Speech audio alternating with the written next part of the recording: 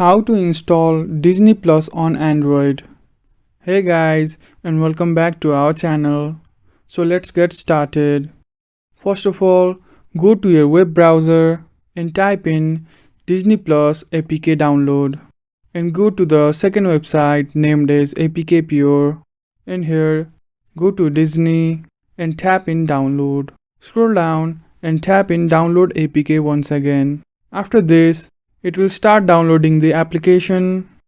After that, a pop-up can come which will say, for security reasons, you can install this app. Just allow to install the application from unknown sources and you can download the application. And here you go. This is how you can install Disney Plus on Android. If you find this video helpful, make sure you hit that like button and subscribe to our channel if you haven't done so already. Also ring that notification bell to never miss another update from us. Thank you for watching and I'll see you again in the next video.